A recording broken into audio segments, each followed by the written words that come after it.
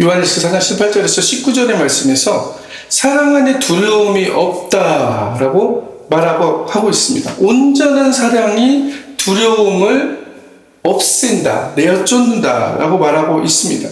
우리가 하나님의 사랑 안에서 온전히 이루려고 한다면 우리 안에 두려움이라는 것이 사라져야 된다. 이 두려움은 무엇이냐? 믿음으로부터 떠나게 하는 것이고 하나님을 온전히 신뢰하지 못하는 것이다 라고 말하고 있습니다. 성서가 주장하는 이 근거의 가장 중요한 것은 무엇이냐면 오늘 19절에 우리가 사랑함은 그가 먼저 우리를 사랑하였습니다 라고 말씀하고 있습니다.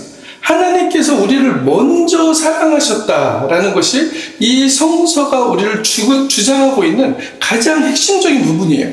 당신이 그 사랑을 찾기 이전에, 당신이 하나님을 부르기 이전에 하나님의 사랑은 이미 우리에게 와 있었다는 것을 말씀하고 있습니다. 하나님의 사랑은 이렇게 어쩌면 우리나라 지금 초고속 인터넷의 시대에 아니면 양자 물리학을 얘기하며 이 모든 양자가 서로 연결되어 있다는 것을 얘기하는 이 시대에 하나님의 사랑이 얼마나 빠른지를 얘기하고 있습니다. 하나님의 사랑은 창세기부터 지금 이 시각까지 그리고 이후로도 영원토록 우리를 하나님의 사랑에 머물게 하고 거하게 하고 하나님의 사랑이 우리와 함께 할 것이라고 성서는 주장하고 그리고 선포하고 있습니다. 우리가 사랑하면 그가 먼저 우리를 사랑하였습니다 라고 말씀하고 있는 것이에요. 우리가 마음을 열기 훨씬 전에, 나의 삶이 하나님께 조정되어지기 훨씬 이전에, 나의 삶이 죄로부터 자유하기 훨씬 이전에 하나님의 사랑이 이미 우리에게 와 있었다. 그것을 우리가 발견하지 못했을 뿐이라는 것입니다. 하나님께서는 계속적으로 우리에게 사랑의 비를 내려주시고 사랑의 햇빛을 내려주시고 사랑의 주파수를 보내고 계셨고 우리가 알지 못하는 중에도 나의 눈이 가리워서 나의 죄악의 눈이 가리워서 하나님의 사랑을 발견하지 못하는 그 순간에도 우리와 함께 우리를 사랑하고 계시는 하나님이셨다는 것을 말씀하고 있습니다. 에레미야서 31장 3절에서는 이렇게 말씀합니다. 내가 영원한 사랑으로 너를 사랑하기에 인자함으로 너를 이끌었다라고 말씀하고 있는 것이에요. 우리가 이 하나님에 대한 사랑, 이 사랑을 온전하게 신뢰하지 못하면 그것은 무엇으로 바뀝니까? 두려움으로 바뀐다는 얘기를 하고 있는 것이에요.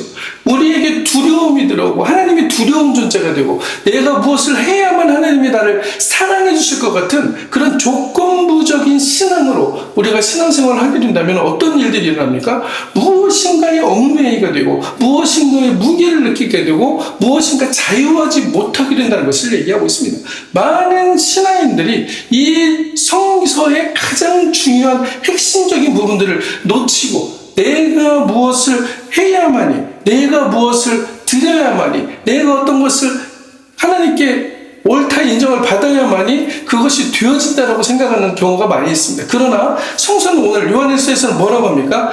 너희를 내가 먼저 사랑했다라고 얘기합니다. 그러면 그것은 조건이 없이 시작했다는 것을 얘기해요. 우리가 죄인 되었을 때 이미 하나님께서 우리를 사랑하셨다. 그 말씀이 우리에게 얼마나 깊이 들어와서 나의 삶을 주관하며 주장하며 온갖 두려움으로부터 하나님을 향한 신뢰의 방향으로 우리의 믿음의 방향을 전환하며 살고 있는가를 성서는 오늘 얘기하고 있습니다.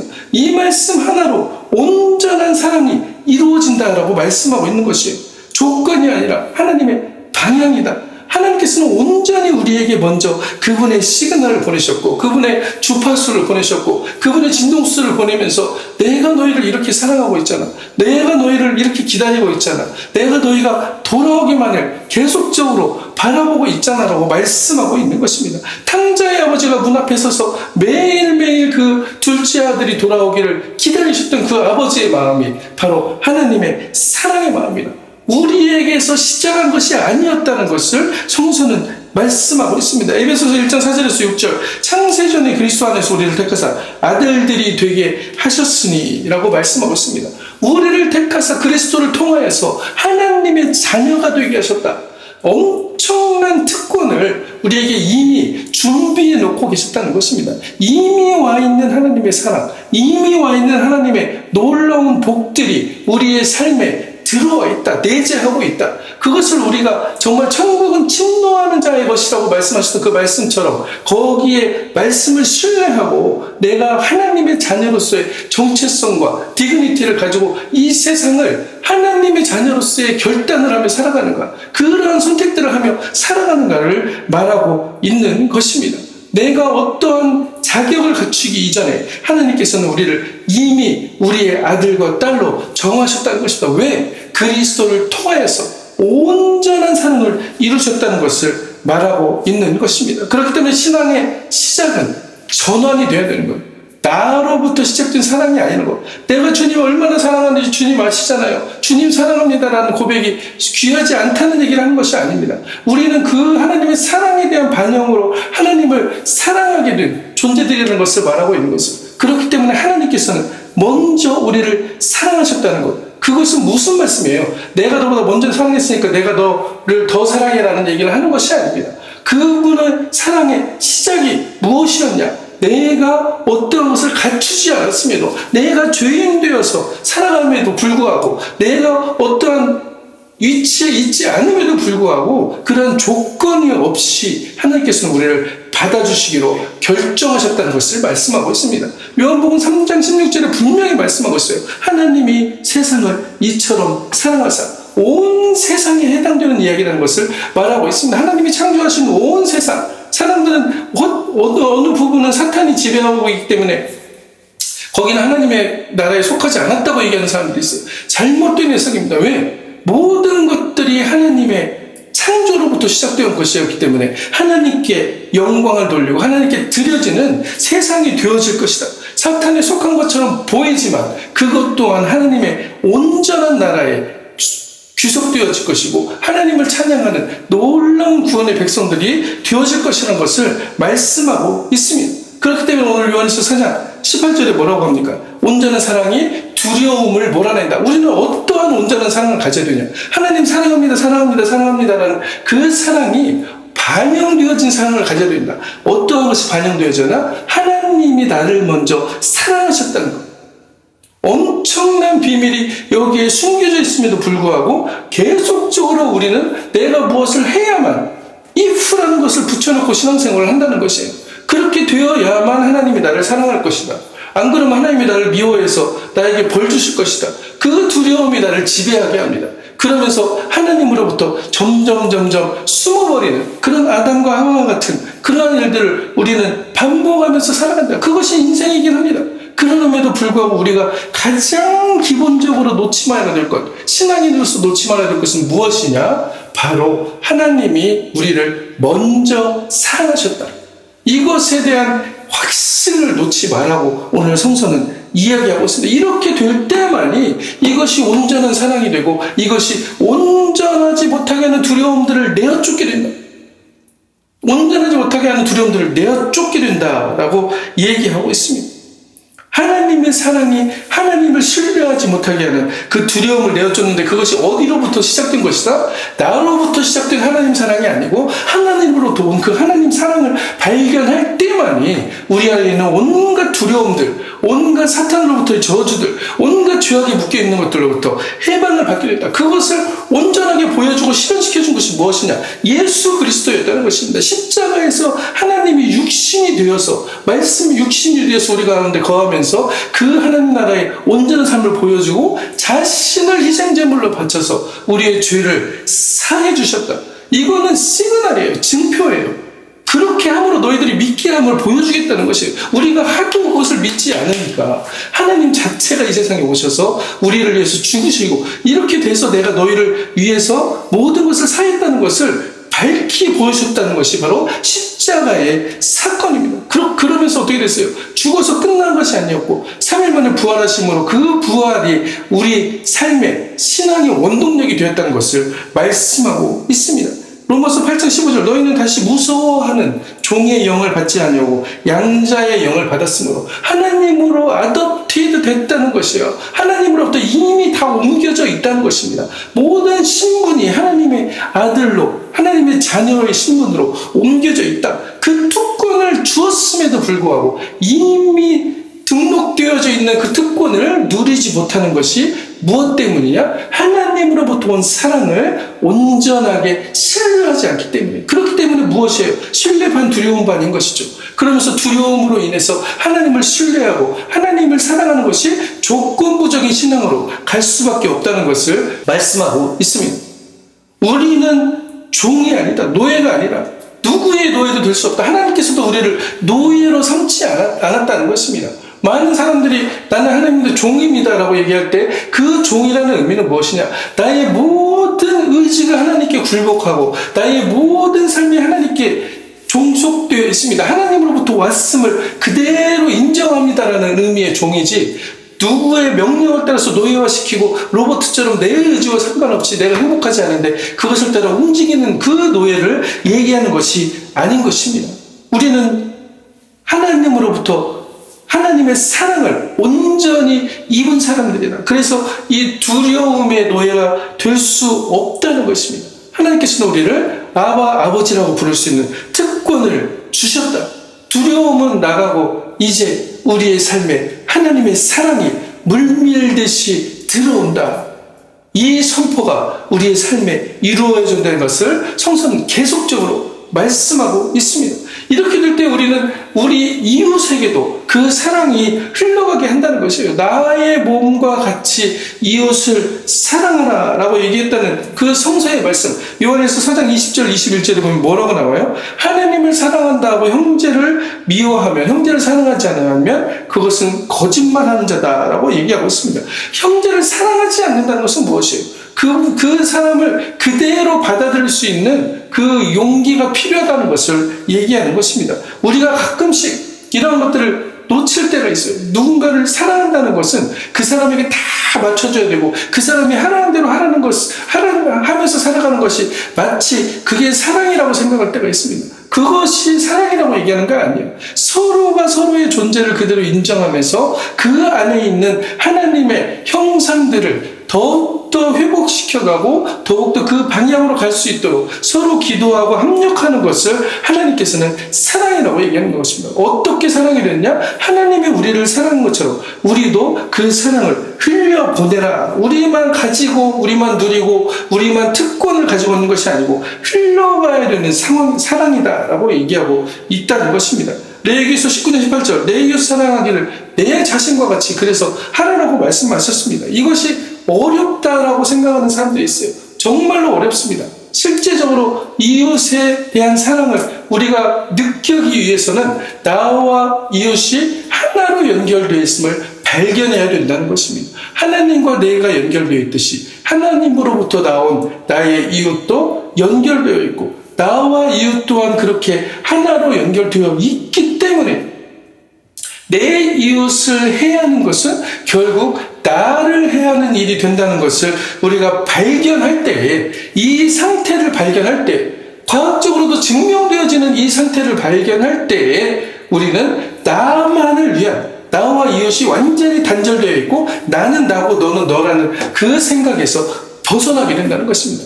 이러한 깨달음을 성서는 우리에게 계속적으로 요청하고 있어요. 이것이 이미 주어진 상태인데 이 상태를 너희가 발견하지 못하고 나는 나고 너는 너지, 나는 우리 집에 살고 너는 옆집에 사니까 너하고 나는 상관이 없는 사람이야, 관계가 없는 사람이야 라고 생각할 수가 있다는 것입니다.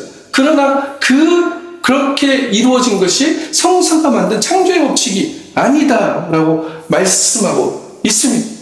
하나님을 향한 사랑을 증명하려면 우리 삶 가운데서 사랑과 안에서 하나님의 사랑이 드러났느냐, 하나님의 나라의 일들이 드러났느냐, 그것이 바로 내가 하는 일이 하나님을 사랑으로부터 받은 능력들로, 하나님의 사랑을 받은 능력들로 그 일을 하고 있음에 대한 증표가 된다, 시금석이 된다라고 말하고 있습니다. 이것은 감정을 얘기하는 게 아니에요.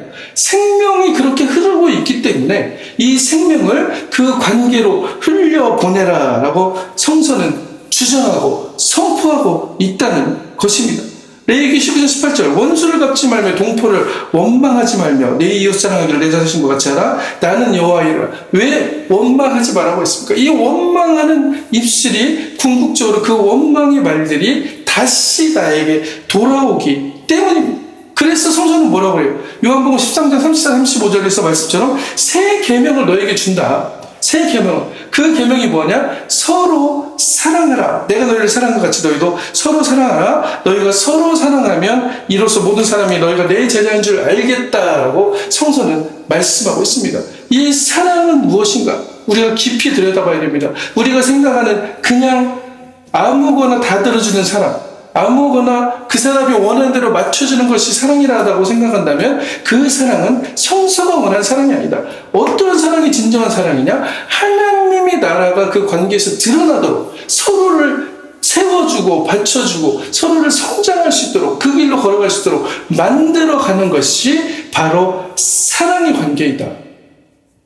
이 사랑은 어디로부터 흘러왔기 때문에? 하나님으로부터 흘러왔기 때문에. 그렇기 때문에 우리가 생각하고 있는 사랑의 개념과 전혀 다른 사랑을 성서는 이야기하고 있다는 것입니다. 이 성서의 사랑의 개념들이 드러날 때 하나님의 나라에 대해 관심이 있고 하나님의 일들에 드러나는 것에 관심이 있을 때만이 하나님 사랑함이 이웃과의 관계에서 그리고 나와 하나님과의 관계에서 온전하게 드러난다. 무엇으로? 하나님을 신뢰하는 믿음으로 드러나는 것이에요. 그렇기 때문에 두려움이 그곳에 자리가 없다는 것을 말씀하고 있습니다. 우리는 그렇기 때문에 이 하나님의 계명들을 무거운 짐으로 지키지 않고 하나님께서 주시는 그 놀라운 가벼운 멍에로서 지킬 수 있다라고 말씀하고 있습니다. 요한복음 5장 2절에 3절 그의 계명들이 무거운 것이 아니다라고 성서는 분명하게 얘기하고 있습니다. 시편 119편 32절에 뭐라고 얘기하고 있습니까? 주께서 내 마음을 넓히시면 내가 주의 계명의 길로 달려가리이다. 우리의 마음이 하나님이 원하시는 그 사랑의 마음으로 넓어질 때만이 우리가 그 주님 안에서 이루어지는 그 하나님의 일들을 드러나게 하는 그 사랑의 마음들이 솟아나게 된다라고 말씀하고 있습니다. 마태복음 11장 29절 30절 내 멍에는 쉽고 내 짐은 가볍다라고 성서는 분명하게 증언하고 있습니다. 예수님의 멍에 예수님이 함께 매시는 그 멍에를 우리가 같이 맸을 때 나 혼자 모든 것을 해결해 보려고 하고 내가 모든 것을 짐을 짊어지고 이 인생은 나에게 주어진 운명이야라고 걸어가는 그 운명론적인 그 삶에서 벗어나서 하나님이 창조하시는 그 창조적인 삶 안으로 들어가게 된다는 것을 말씀하고 있습니다. 하나님께 온전히 순종함이 생명의 길로 나아가는 것이며 하나님께 온전하게 순종함이 하나님에 대한 사랑의 반응이다 라고 성서는 주장하고 있습니다. 그래서 뭐라고 합니까? 그가 먼저 너희를 사랑했다. 얼마나 중요한 말씀인지 모르겠습니다. 너희가 변화하기 이전에 너희가 생각하는 그 성서대로 살아가는 그 올바른 삶, 바른 삶을 바른 생활을 하기 이전에 당신이 하나님에 대해서 잘못 알고 있을 때조차도 하나님의 사랑은 이미 우리에게 와 있었다. 시편 103편 8절 여호와는 긍휼이 많으시고 인자하심이 풍부하시도다 라고 말씀하고 있습니다. 로마서 5장 8절 우리가 아직 죄인 되었을 때 하나님께서 자기의 사랑을 확증하셨다. 우리가 아직 죄인 되었을 때 하나님께서 자기의 사랑을 확증하셨다고 말씀하고 있습니다. 하나님의 사랑은 조건이 아니라 시작이고 보상이 아니라 그것에 대한 근원이고 반응이 아니라 가장 먼저 움직인 첫 번째 움직임이었다는 것을 말씀하고 있습니다. 우리가 신앙생활이라는 것을 어떤 지켜야 될 것으로 여기고 주의를 어떤 지켜야 될 것으로 여긴다면 이것이 짐이 되어질 수밖에 없습니다. 의무로 사랑을 감당할 수 없다는 것을 성서를 얘기하고 있어요. 이것은 하나님을 향한 기쁨의 찬송이 될 수 있고 하나님을 향한 기쁨의 예배가 되고 삶 자체가 예배가 되기 때문에 주일에 우리가 와서 예배를 드리는 건 무슨 예배예요? 하나님을 향한 그 사랑의 축제가 되고 하나님이 우리 삶에 역사하신 그 놀라운 것들을 증언하는 축제의 장이 된다는 것입니다. 찬송의 장이 된다는 것이에요. 찬양의 장이 된다는 것입니다. 그렇게 될 때에만이 우리 안에 진정한 하나님으로부터 오는 공급하신 힘과 능력들이 드러난다. 오늘 우리는 이렇게 다시 선포해야 됩니다. 두려움 속에서 예배하던 마음에서 안 나오면 벌 받을 것 같아서 나왔어요. 안 나오면 지옥 갈 것 같아서 나왔어요. 그러한 두려움을 가지고 나왔던, 하나님을 경외하라고 했던 그 마음이 무슨 경외를 얘기하는 것입니까? 두려워한다는 그 마음을 하나님을 온전하게 나의 창조주로 그대로 인정한다는 것이 바로 경외라는 것이에요. 우리가 생각하는 두려움, 뭘 안 하면 벌 받을까봐, 이 두려움과 차이가 있다는 것을 성서는 얘기하고 있습니다. 이 두려움 속에서 예배하는 아주 보상적인 신앙에서 벗어나서 사랑에서 예배하는 마음으로 우리의 마음을 전환하시길 바랍니다. 우리의 믿음을 전환하시길 바랍니다. 관계 속의 상처에서 그 사람과의 관계가 그 안에서도 하나님의 나라가 드러나기를 간절히 바라면서 그를 위해서 기도하시길 바랍니다. 그의 삶이 하나님을 향하여 전환되어지기를 기도하시길 바랍니다. 하나님의 사랑이 그 사람 안에서도 드러나기를 기도하시길 바랍니다. 이것이 바로 이웃을 사랑하는 그리스도인들의 삶의 관계의 방식입니다. 의무적 신앙에서 순종하는, 하나님께 온전히 그것을 인정하는, 하나님의 창조의 상태를 인정하는 그 순종의 상태로 들어가는, 순종이라고 하니까 나의 의지를 꺾고 모든 것을 다 해야 되는데 꺾고 그것을 억지로 가서 무릎을 꿇고 앉아있는 그런 모습이 순종이 아니라는 것입니다. 그 상태를, 진리의 상태를 온전히 발견하면은 그것을 인정하지 않을 수가 없다는 것이에요. 우리가 과학의 법칙만 인정하는 것이 지금 현 시대에 그것이 마치 진리인 것처럼 인정하지만, 과학은 발견되지 않은 것을 계속적으로 발견하면서 어떠한 법칙을 발견해내잖아요. 하나님께서 만들어주신 그 우주의 창조의 법칙들을 조금씩 알아가고 있는 게 과학입니다. 그것이 마치 한 번 인정이 되면 절대적인 진리같이 추앙을 받는 시대지만, 우리가 진정으로 관심을 가져야 될 것은 무엇이냐? 하나님의 창조의 법칙이 이 세상에서 어떻게 작동하고 있는가? 하나님의 말씀의 법칙들이 이 세상에서 어떻게 작동하고 있는가? 과학을 뛰어넘고 과학이 아직 발견하지 못한 그 놀라운 하나님의 사랑의 법칙들이, 하나님의 이미 와 있는 그 축복의 법칙들이 우리에게 어떻게 작용하고 있는가를 우리가 계속적으로 관심하면서 의무적인 신앙에서 순종하는, 진정으로 그 법칙을 인정하는 신앙으로 전환되어져야 된다는 것입니다. 이렇게 될 때 우리가 하나님의 사랑이 온전히 우리에게 이미 와 있었다는 것을 발견하는, 진리를 알지니 진리가 너희를 자유케 하리라고 했던 그 자유함만으로 들어가게 된다는 것입니다. 오늘 여러분 선포하시길 바랍니다. 하나님의 사랑은 이미 우리에게 와 있습니다. 우리가 믿음으로 그것을 생취한다면 하나님께서는 우리의 삶 안에 하나님의 뜻에 맞는 시간에, 하나님의 놀라운 기적의 순간에, 우리가 상상하지 못했던 놀라운 일들을 하나님께서는 우리의 삶을 통하여 이루어 가실 것입니다. 여러분, 그 삶을 매일매일 성취하며 살아가고 있는데도 아직도 그것을 바라보지 못하고 깨닫지 못했다면 오늘 다시 한번 선포하시기 바랍니다. 하나님의 사랑은 이미 와 있다. 나는 하나님의 사랑받은 자녀이다. 라는 것을 인정하시고 선포하시고 그것을 확신을 가지고 걸어나갈 때 하나님께서 우리의 이웃의 입을 통하여서도 뭐라고 합니까? 너 삶을 보니 하나님이 함께 하시는구나. 라는 그런 놀라운 기적의 고백들을 드러내게 된다는 것입니다. 이러한 놀라운 기적의 주인공이 되어서 하나님의 나라에 관심하며 하나님의 나라의 일들에 어떻게 하면 드러날 것인가를 이웃과의 관계 안에서도 서로 기도하고 관계하며 그 관계 안에서 드러나는 하나님의 온전한 사랑을 이루는 우리가 되어지기를 그리스도의 이름으로 간절히 축원합니다.